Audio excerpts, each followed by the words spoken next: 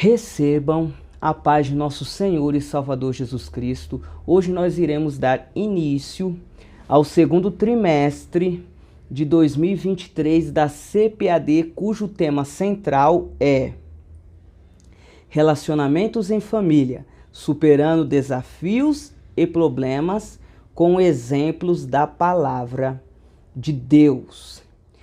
Esse é o canal Evangelho Verdadeiro, uma visão analítica. Se você ainda não é inscrito neste canal, inscreva-se e compartilhe o nosso conteúdo. Bom, irmãos, então, como eu falei no início do nosso vídeo, hoje nós iremos iniciar esse segundo trimestre de 2023. E convém, irmãos, a gente fazer aqui alguns apontamentos, né, sobre esse segundo trimestre. Bom, o primeiro apontamento que eu gostaria de fazer é que nós iremos abordar temas que são frequentes em ambientes familiares. No entanto, boa parte dos temas que serão abordados nesse segundo trimestre podem ser aplicados na vida individual, tá certo, meus irmãos? Então não são temas ou assuntos exclusivos de âmbito familiar. Pelo contrário, eles podem ter sim aplicação para a nossa vida pessoal e individual, tá certo? Então esse é o primeiro ponto que a gente deve destacar aqui. O segundo ponto é por que deveríamos estudar os assuntos familiares. Bom, por quê, né, irmãos? Então vamos tentar aqui dar três respostas objetivas para justificar a necessidade de a gente estudar assuntos de âmbito familiares. Bom, a primeira coisa que a gente deve destacar aqui como resposta ou como justificativa é que a família é uma instituição divina. Exatamente, a família é uma instituição divina. Foi Deus que instituiu a família. Ou seja, o casamento, ele não é fruto deliberado da raça humana.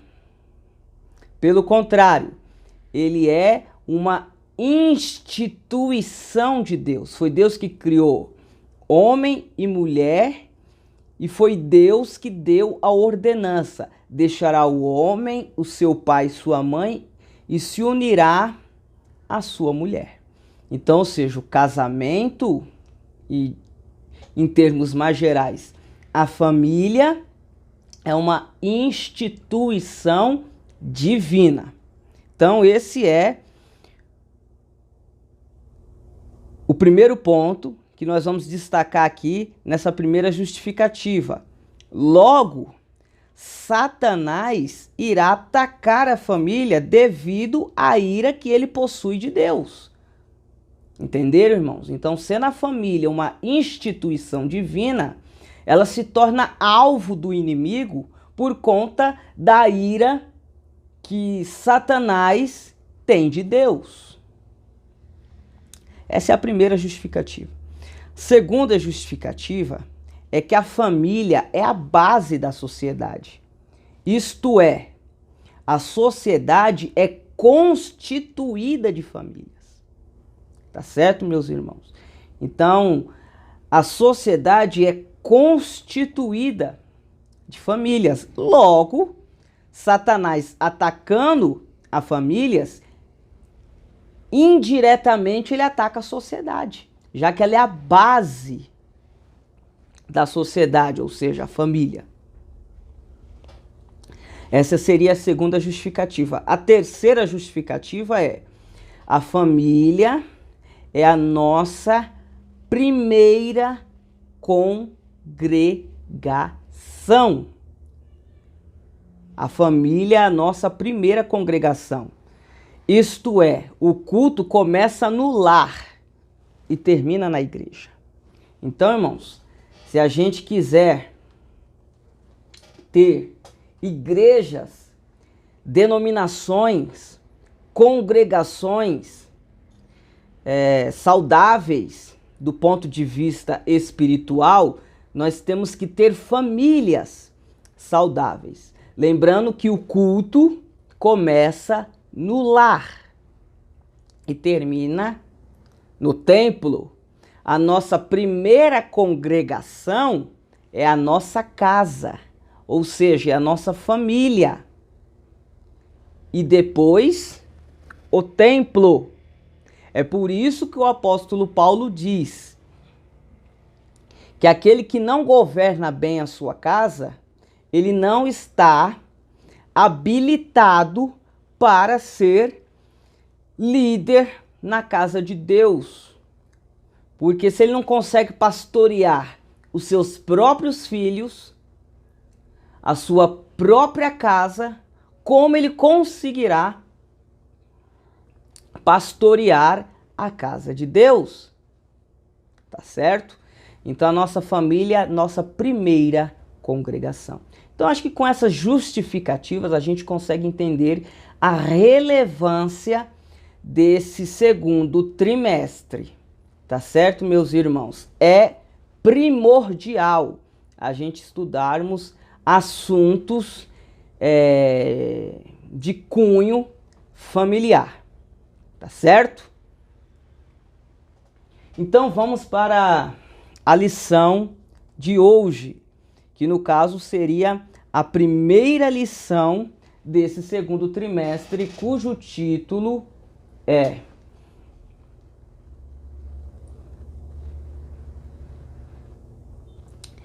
Quando a família age por conta própria. Tá certo? Quando a família age por conta própria. E o autor, para ilustrar essa verdade, ele vai usar a vida e a família de Abraão para poder ilustrar essa afirmação, essa verdade, tá certo, meus irmãos? Então eu gostaria aqui, nesse vídeo, de fazer aqui um panorama bem rudimentar sobre a vida de Abraão, tá certo, meus irmãos?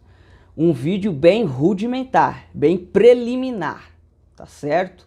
Não faremos aqui grandes análises da vida de Abraão, mas só para a gente entender em que contexto a gente pode aplicar o tema dessa primeira lição, tá certo? Então vamos começar afirmando que a vida de Abraão é marcada de altos e baixos na fé. Tá certo, meus irmãos? A vida de Abraão é marcada de altos e baixos na fé. E conforme a gente expor aqui os nossos argumentos, vocês entenderão, tá certo? Então vamos começar aqui destacando o nosso primeiro ponto. Quando Deus chama a Abraão, ele não obedece ao chamado de forma completa, mas Abraão irá obedecer o chamado de forma parcial. Como assim, irmão Bruno? Vamos fazer a leitura do texto. O texto do Antigo Testamento, livro de Gênesis, capítulo de número 12. Olha só o que nos diz o texto sagrado.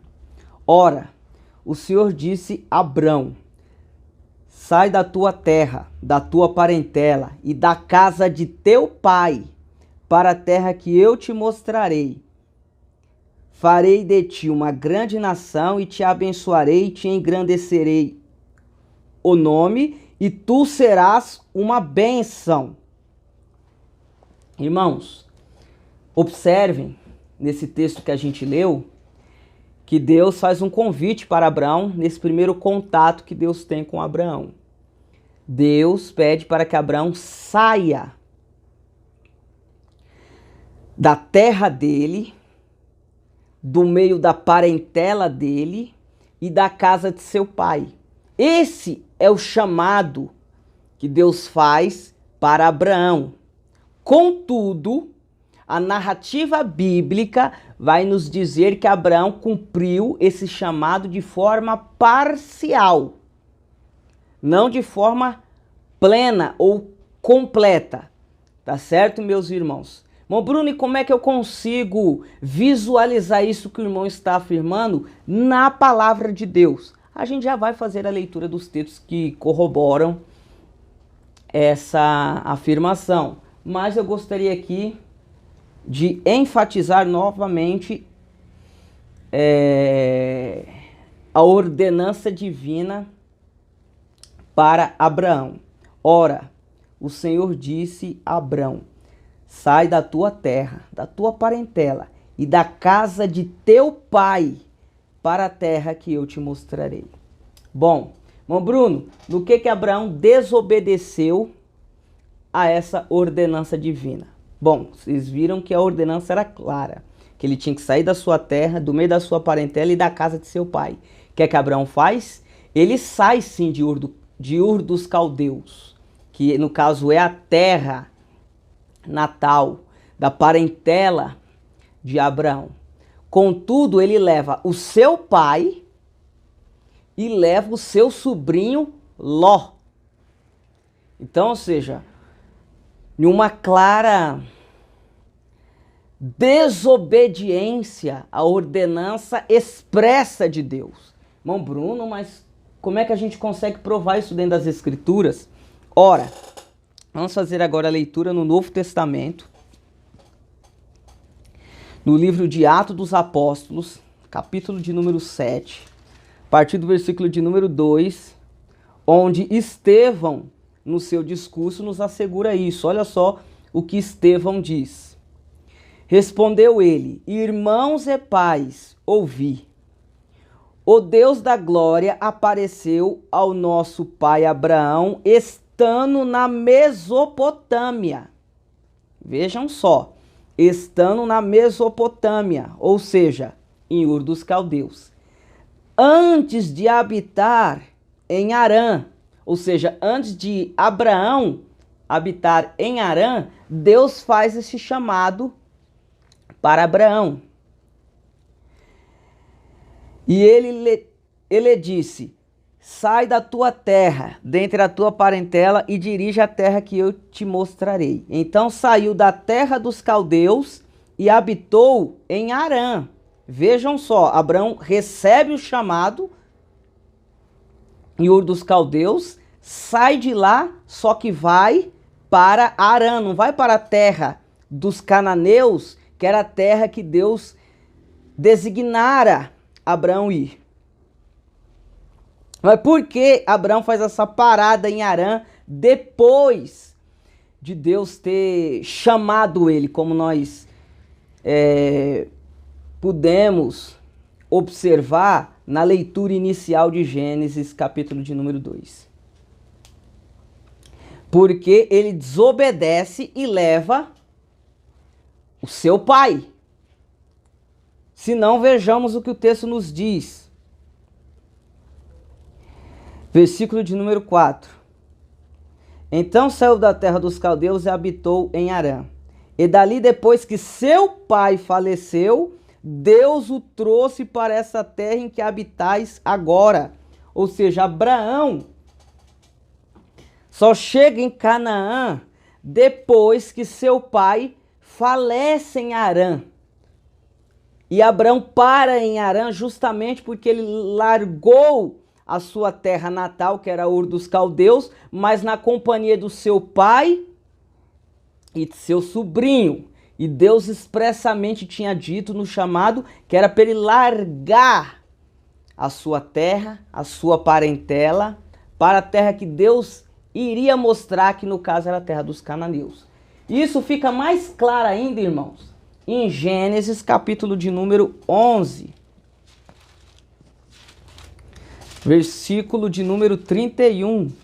Olha só o que nos diz o texto. Tomou Tera Abrão seu filho, e Aló, filho de Arã, filho de seu filho, e Sarai, sua nora, mulher de seu filho Abrão, e saiu com eles de Ur dos Caldeus, para ir à terra de Canaã. Mas quando chegaram a Arã, habitaram ali. Foram os dias de Tera, ou Terá, 205 anos, e morreu Tera em Arã. Observe o que o texto diz, versículo ainda de número 31, parte B, ou seja, a parte final do versículo. Mas quando chegaram, e saiu com eles de Ur dos Caldeus para ir à terra de Canaã. Então veja que o pai de Abraão sai de Ur dos Caldeus, onde Deus apareceu para Abraão, fazendo a chamada, com o objetivo de chegar a Canaã, que era a terra que Deus queria que Abraão chegasse. Mas eles tiveram que parar em Arã pela própria providência divina, para que Abraão cumprisse o mandamento de forma como Deus lhe ordenara. Tá certo, meus amados irmãos? Então aqui a gente consegue observar uma clara desobediência de Abraão. E o seu sobrinho também lhe trouxe consequências, porque depois a terra não suportava os animais de Abraão e os animais de Ló, e ambos tiveram que se separar, como era o objetivo de Deus desde o início. Tá certo, meus irmãos? Mas vamos continuar. Esse foi o primeiro vacilo na fé de Abraão. Agora vamos prosseguir aqui a nossa argumentação.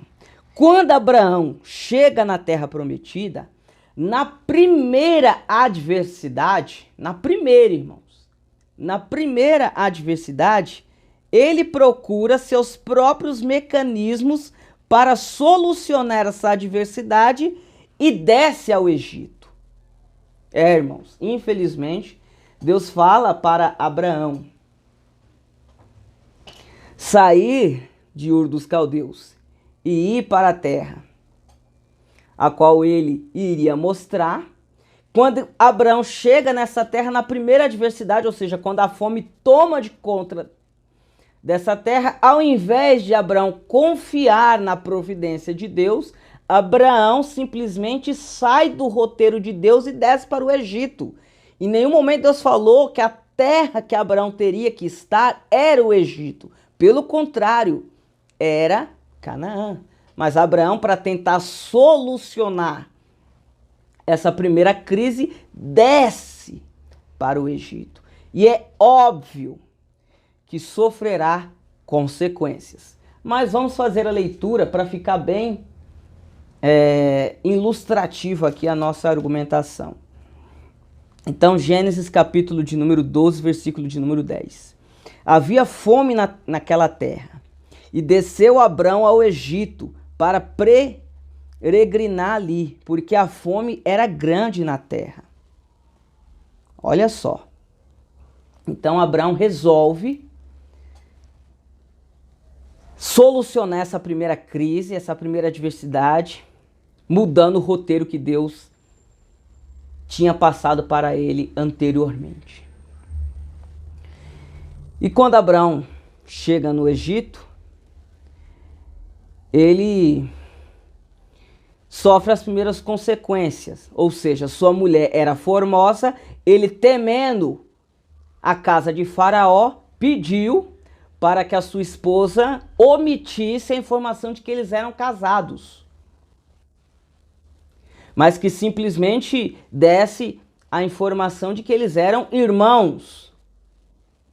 E é óbvio que os egípcios levaram a mulher de Abraão para a casa de Faraó. Essa foi a primeira consequência, ou seja, Abraão, para se ver livre de uma possível cilada contra a sua vida por conta da sua mulher, acaba omitindo uma informação extremamente imprescindível de que eles eram casados. Essa é a primeira consequência desse ato de descer ao Egito. A segunda consequência é que, pelo fato de Abraão ter dito que tinha um vínculo com Sara, no caso, a sua mulher, e esse vínculo era um parentesco de irmandade, a casa de Faraó abençoou Abraão por conta de Sara. Ou seja, começou a agradar Abraão, dando presentes, dando propriedades, dando favores a Abraão. É isso que nos apresenta o texto. Vamos fazer a leitura aqui, ó. Versículo de número 15 do capítulo de número 12 ainda de Gênesis.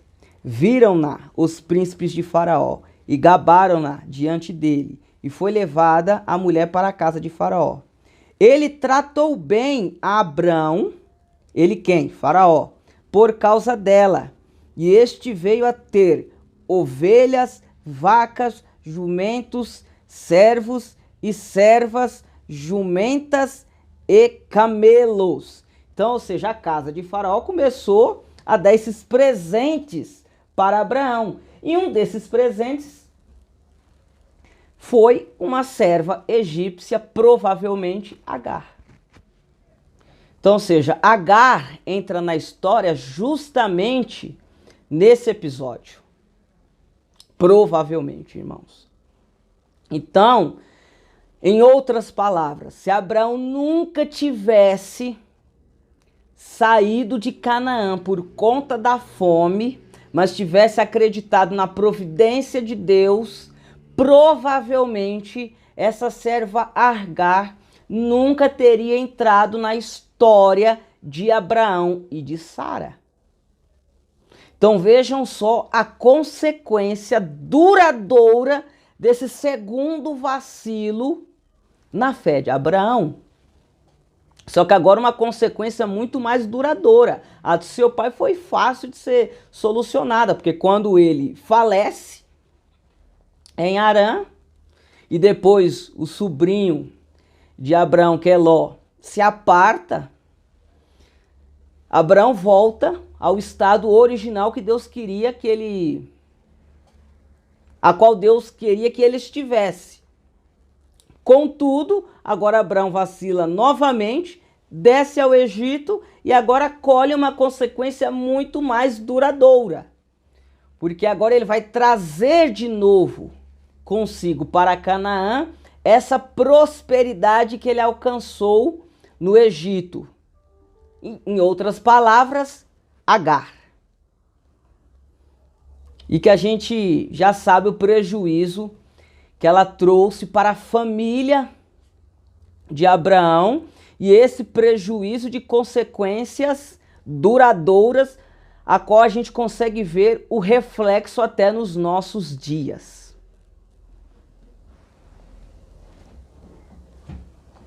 Bom, vamos agora para um terceiro ponto aqui, irmãos, da nossa argumentação. Abraão e Sara, os dois juntos, agora resolvem tentar ajudar a Deus cumprir as suas promessas. No entanto, do jeito carnal de se resolver, né, meus irmãos? Deus chama Abraão para que ele saia da sua terra natal, Ur dos Caldeus, para ir para a terra que Deus iria mostrar. Na terra da promessa, Deus faz uma promessa a Abraão, que ele teria um filho, que desse filho Deus iria multiplicar, fazer grandes povos. E Abraão creu em todas essas promessas de Deus. Contudo, irmãos, Abraão não esperava com o teste do tempo para o cumprimento da promessa. Ou seja, Abraão, quando sai, recebe o convite para sair e aceitar esse chamado, ele tem 75 anos. Ou seja, um homem já em idade avançada. A sua esposa também já tinha uma idade avançada e era estéril. Então, ou seja, esse saco de impossibilidades fez com que Abraão e Sara resolvessem tentar ajudar Deus a cumprir a sua promessa, só que do jeito carnal de tentar solucionar. E qual foi esse jeito carnal? Como naquela época existia a figura do concubinato, Sara oferece a sua serva Agar, adquirida provavelmente, como eu falei outrora, nessa passada de Abraão no Egito, para que Abraão venha ter filhos por essa mulher. E Abraão achou interessante essa proposta e aceitou prontamente. Então, ou seja, quem errou em tudo isso? Tanto Abraão como Sara, porque Deus prometeu, Deus é poderoso e Deus teria capacidade suficiente de cumprir com seus próprios métodos. Contudo, Abraão e Sara tentou ajudar a Deus, como a gente já afirmou aqui, a cumprir a sua promessa. Só que Deus não destrói casamentos. O concubinato nunca foi aprovado por Deus. Então, se foi praticado por Abraão com o aval de Sara, foi um ato, uma ação contraditória para com os princípios de Deus. E é óbvio que viria uma consequência. E qual foi essa consequência? Ismael. Eu não quero entrar aqui nas questões de raça, porque nós estamos no YouTube e o YouTube pode derrubar esse vídeo, né, irmãos? Então, vamos ficar contidos aqui. Mas, ou seja, Ismael trouxe no futuro para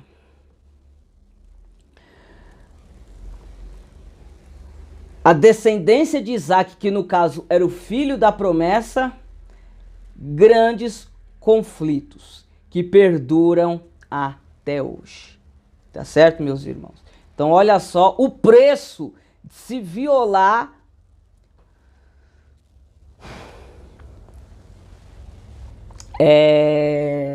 os princípios da palavra de Deus. Então, Deus não iria cumprir a sua promessa através da transgressão dos seus próprios princípios, ou seja, através aí da via do concubinato. Pelo contrário, Deus iria cumprir a sua promessa pelos métodos legais, pelos métodos legítimos, pelos métodos simétricos com seus princípios e valores. Ou seja, Deus iria cumprir essa promessa de um filho, Abraão, com Sara, que legalmente era sua mulher. Tá certo, meus irmãos? Então vamos fazer a leitura dessa passagem só para ilustrar, né? Gênesis capítulo de número 16.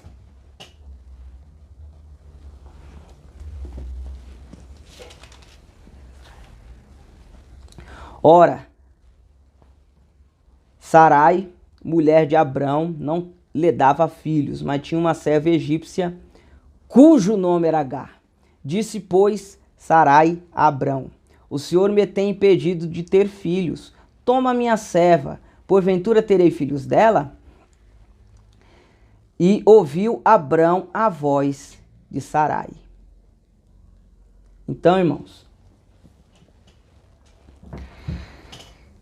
isso acontece em muitas famílias cristãs e muitas famílias que pertencem ao povo de Deus, ou seja, tomam decisões precipitadas e tentam ajudar no cumprimento das promessas de Deus, quando Deus não precisa dessa ajuda. E, além de tentarem ajudar a Deus, ainda ajudam violando os seus princípios, ou seja, pelas vias carnais, como ocorreu aqui com Abraão e Sara. Tá certo, meus irmãos? E isso resume o título dessa lição: quando a família age por conta própria. Tá certo? Mas vamos continuar, porque esse não foi o único vacilo da vida de Abraão. É tanto que Deus teve que fazer uma reprimenda para Abraão, ou seja, Deus repreendeu a Abraão por esses vacilos. Vamos ler aqui em Gênesis, capítulo de número 17. Quando Abrão tinha 99 anos de idade, apareceu-lhe o Senhor e lhe disse: eu sou o Deus Todo-Poderoso, anda na minha presença e ser perfeito. Olha, Abrão, você tem que andar na minha presença, não é fora dela. Não é com seus métodos, é com os meus métodos. Não é com a sua orientação, é com a minha orientação. E ser perfeito. Ou seja, não adianta você crer parcialmente, Abraão. Você tem que crer de forma completa, de forma integral. Você tem acreditado em mim ao longo desse chamado. Aqui eu estou parafraseando, né? Essa bronca que Deus deu para Abraão.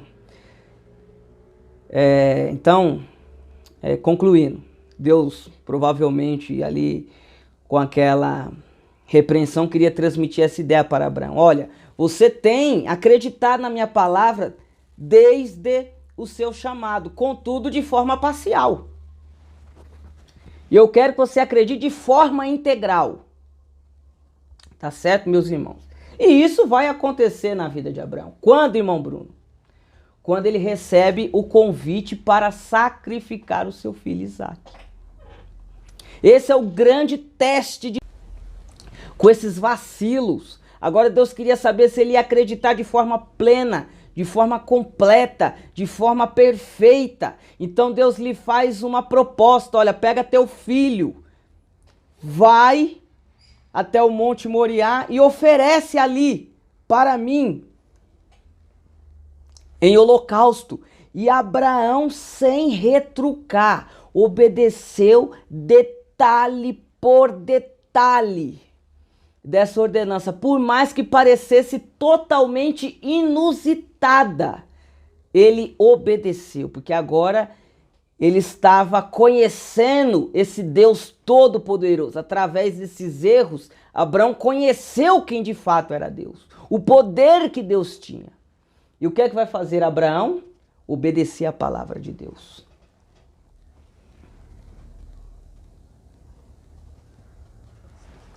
Em Gênesis 22:10, olha só o que nos diz o texto.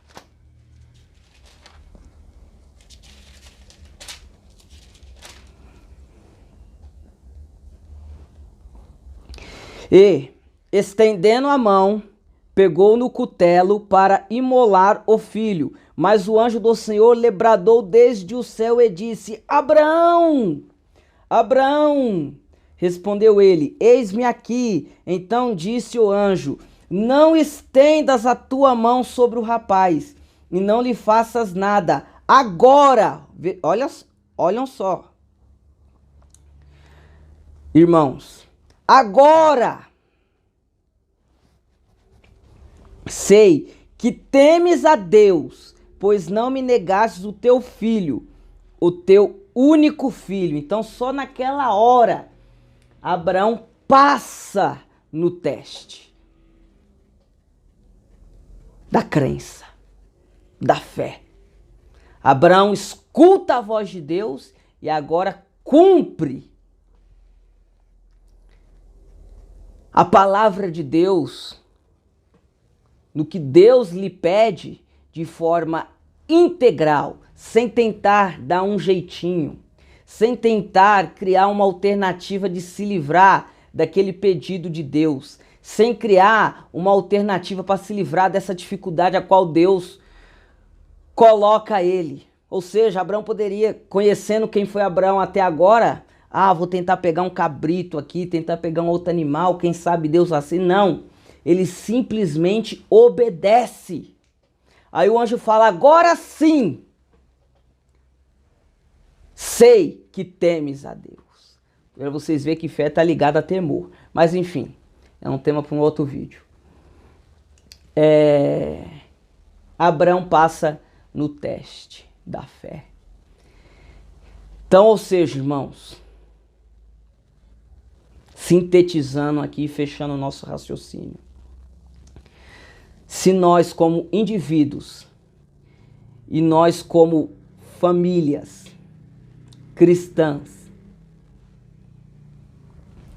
não atentarmos para a gente não agir por conta própria, mas agir segundo a orientação de Deus e seguindo de forma integral, não de forma parcial, com certeza nós teremos êxito na nossa vida. Agora, caso contrário, nós teremos as consequências dessas desobediências consecutivas, que são consequências duradouras. O perdão Deus libera, mas a consequência permanece, e a história de Abraão está aí para nos ilustrar como as consequências podem ser dolorosas e duradouras. Que Deus abençoe a cada um de vocês.